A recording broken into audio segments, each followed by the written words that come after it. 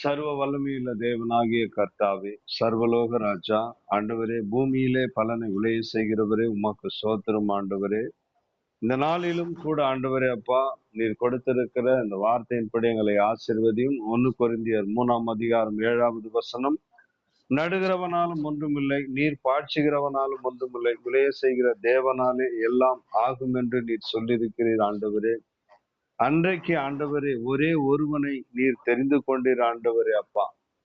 Abraham என்கிற ஆண்டவரே, அந்த மனுஷனை நீர் தெரிந்து கொண்டு அவனுடைய வாழ்க்கை இருளா இருந்தது ஆண்டவரே. அவனுடைய வாழ்க்கையில ஒரு பெருக்கம் இல்லாமல் இருந்தது. அவனுடைய வாழ்க்கையில ஆசீர்வாதம் இல்லாமல் வாழ்ந்து கொண்டிருந்தான் ஆண்டவரே.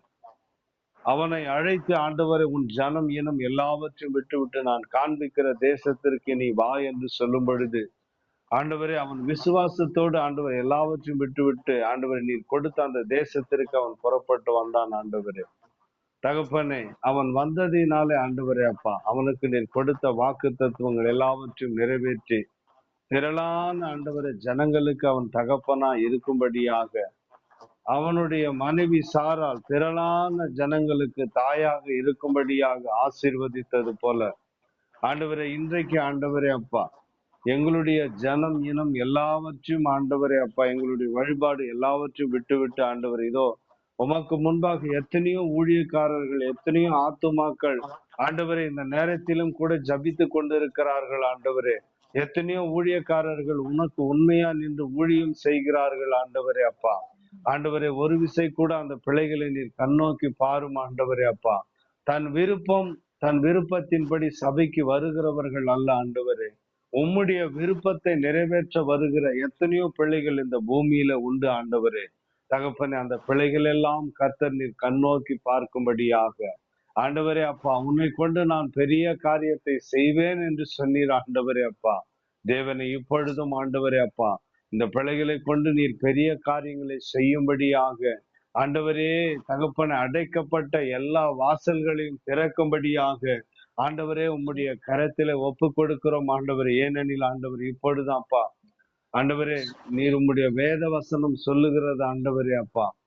ஆண்டவரே, அழைக்கப்பட்டவர்கள் அநேகம் பேர் ஆண்டவரே, தெரிந்து கொள்ளப்பட்டவர்கள் ஒரு சிலர் என்று சொன்னீர் ஆண்டவரே அப்பா. இந்த சபையிலும் கூட ஆண்டவரே அப்பா, எல்லா சபைகளிலும் ஆண்டவரே அப்பா, திரளான ஜனங்கள் வந்தார்கள் ஆண்டவரே. ஆனா பாதி பேர் புறப்பட்டு போயிட்டாங்க. அவங்க எதற்காக போனாங்க என்னன்றது உமக்கு மாத்திரமே தெரியும் ஆண்டவரே.